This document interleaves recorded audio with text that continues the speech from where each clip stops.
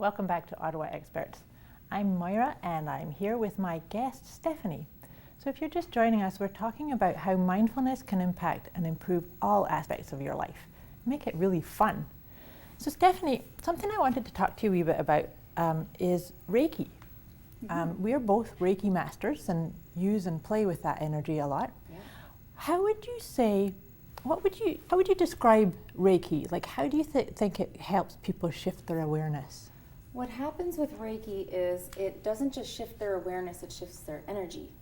And like I was mentioning before, all of these thoughts and old emotions, negative toxic emotions that we've held on to over time build up in our energy field. And then they get stuck there. That's and right. It's a good word for you. Getting unstuck. So they get stuck there. So what the Reiki does, and we're not healers, we're not the ones giving the Reiki, we're the vehicles for that energy to pass through us to help shift those blocked emotions. So sometimes it can be quite powerful where this energy is moving that hasn't moved for so long. We've lodged it, put it on lockdown. You know, something that happened from our childhood that we didn't have the capacity to understand or effectively deal with at the time. We have just locked it down. We didn't have the understanding on how to deal with it. Or, you know, heartbreak, grief, resentment, all of these things that we come across in our lives that we're meant to experience for our life purpose and our highest good and learning experiences, but we've locked them down because we haven't understood how to deal with them, or we've just feared dealing with them. So this energy, this Reiki, will shift that, will move it. It's like explaining it as a ceiling fan. So our energy centers are like ceiling fans that spin freely, and all these negative thoughts and emotions slow these ceiling fans down, and that's when your body starts to talk to you. So the energy, the Reiki, will move those emotions and get those ceiling fans spinning freely to help bring things to the surface, not to be painful, but to just help you acknowledge it, accept it, and release it. And you know, those 3 words I say to people all the time: acknowledge. There's nothing you can do about what's behind you right now. Absolutely, you know. not. So we just have to acknowledge that it happened, accept it, and nothing you can do. But also, you know, there's other things too in this area that I find that everything's so connected. Like there's 2 things that just came to mind when you were saying that. Is the whole part about the emotions. That there's a really awesome book that I read years and years ago called Feelings Buried Alive Never Die. Oh, I'm gonna say that. It's a really pivotal piece of work in my own practice, actually, because I see that so much. And I love what you said about the fans, the ceiling fans. Virtue. It's very true to actually spin that out. But then what sometimes happens in those kind of situations is people will start to feel those feelings. Like so they might feel the anger or the fear. The thing, I like what you just said. The thing is they came to be experienced. Exactly. And not stuffed down. You see, something else that I find really sad is that in our Western society, we are very taught how to stuff them down. Well, and there's generations that stuff them down. And I notice it with different clients that are of different ages. I'm finding that the younger people, they have it still as real raw. But the older people, it's like they have it down so low, and then when it comes to the surface, they're almost afraid to let it go. Or they're embarrassed, or they apologize. I don't know about you, but how many times? I'm sorry, I'm crying. I'm sorry. It's like, oh my goodness. I'm excited when they cry. I seriously, quietly want to cheer because that means energy's being moved. Yes. If you're feeling emotions like that, that means it's coming out. Yes. So even though it's coming to the surface, it's okay, you know, and you're in a safe place. And that's why when, you know, people that do Reiki are called light workers, and there's a lot of other modalities that people do that are light workers. Anybody who's doing something heart-centered is a light worker. So people are meant to come to us. You know, there's lots of different Reiki people, but people will be drawn to the right person that they'll feel safe with in a vulnerable situation. Absolutely. You know, and that's our job, is to make sure that they feel comfortable and safe, and it's a safe environment to let things go. And that's why they're coming to us. Absolutely. Which, just as a little sidebar, is why it's so great to host wellness shows like this past weekend. That was fun. That was a lot of fun. Yeah. But one of the things that's really important for those is because it helps demystify and also helps people just kind of get a little taste. A sample, Just a wee sample. Because For instance, I was at the show doing card readings, so there's a lot of mysticism and fear and misunderstanding. Yeah. So when people think, what are we coming to? It's exactly this voodoo show with all these people doing things with their hands. It's a good thing to introduce them. You know, it's just a tease, because what happens in a trade show setting is not the same. Stays in a trade show. Yeah. It's not the same as what happens in a session. No. You know, in a quiet place. But it does really help to take away some of that sort of esoteric kind of fear-based type.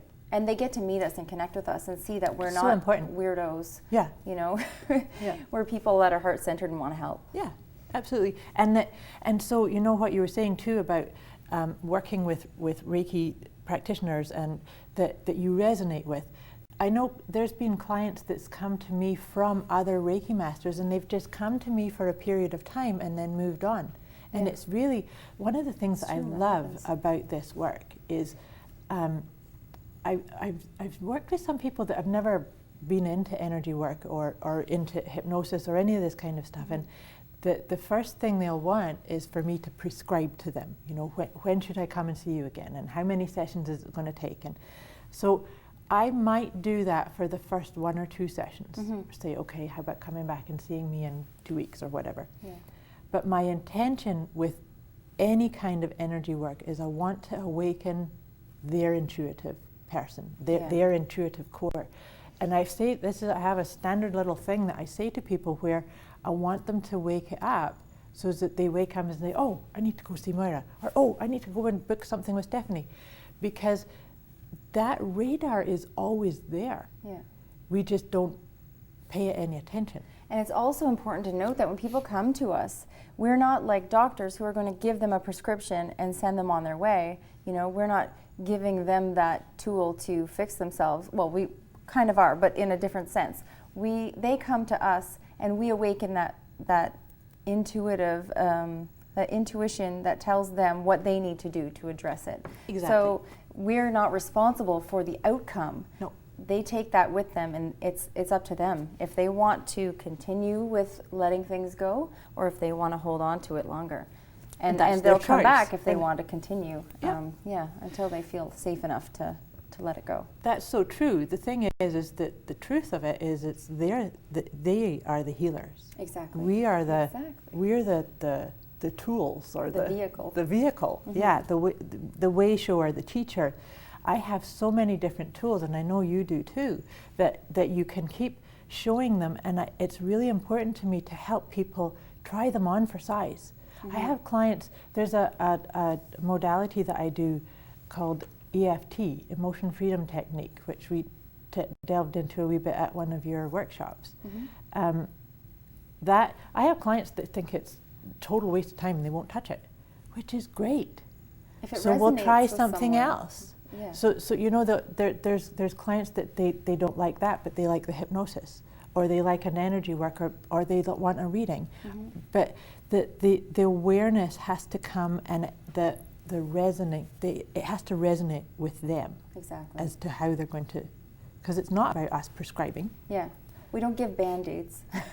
No. That's what I even have that statement on my website. If you're here for a Band-Aid, you've come to the wrong place, because I'm not going to just patch something up. Yeah.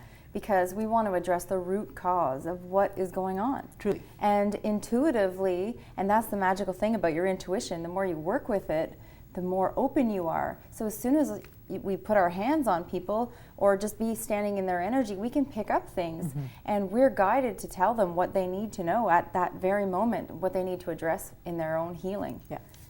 So I love that. Do you find with people, do people come to you in your experience being really attached to wanting to know what the why is?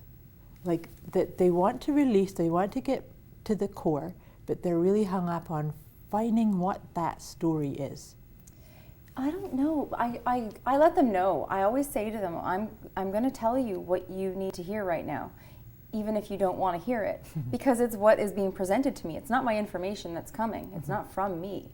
You know, it's bigger than us. Yeah. So if it's meant to come out in this moment, it's meant to be addressed. Yeah. You know, and we don't need to talk about it too much, but as soon as I bring it up, it either means something to them or it doesn't mean something to them until they leave. Yes. You know, Yeah. and then they can deal with it on their own. But it's all positive. It's all good. There's no reason, there's no negative reason for information like this to come up, you know, in a session, because it's all meant to be addressed. I agree with you. The reason I was saying that is that I've seen sometimes people that I think that when you're doing this kind of work, you need to be prepared to just let it go. The stories really don't matter. So if for instance we do a session and you sit and cry for an hour and then you go home and journal to talk about whatever emotions come up, do you really need to know, well, it's actually because of this incident that happened when I was 2 years old and it was this. That's what I'm trying to get at, because I think that sometimes people really ask me. Okay. Yeah. Well, good. Yeah. I have been asked, and my thing is that I'm trying to say to people, don't attach to the story, whether good or bad, is just to really be in the process of allowing the energy to flow and to awaken that. Exactly. Inner. Just let it go. Yeah. As it comes. Yes. Yeah. Yeah. Yeah, I agree. So do you find, what kind of feedback do you get from people like after the session? A lot of people report feeling lighter. Like, I had a good cry that night, and don't get me wrong, not everybody cries during or after a session. Everybody responds and cleanses from the inside out differently. Yeah. You know, it could be a runny nose. Sometimes people are laughing. Exactly. Yeah. Or they just feel like they need to chat through the whole thing. Or they're just all of a sudden there's some memory that comes up and they start talking about it. Yeah. Well, I want them to be aware when they're in my space or following the session. Be aware of your thoughts and feelings. What's coming up in your mind is what has been stirred up that needs to be acknowledged. And it doesn't mean that you're going to go home and cry. You know, it doesn't mean that it's going to be a heartbreaking, you know. And you know, some people will be like, well, I don't want to go get that kind of thing. It's just going to make me cry. Like, how embarrassing. It's all good, you know, and it's all temporary.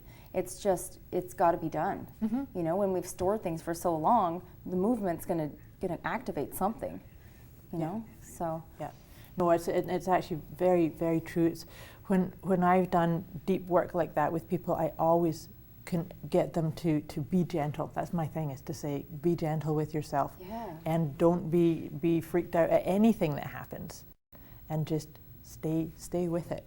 Stay with it. But please stay tuned for more of our conversation, where we're going to discuss some more ideas about intuition and stress management. So come back and chat some more with me and Stephanie.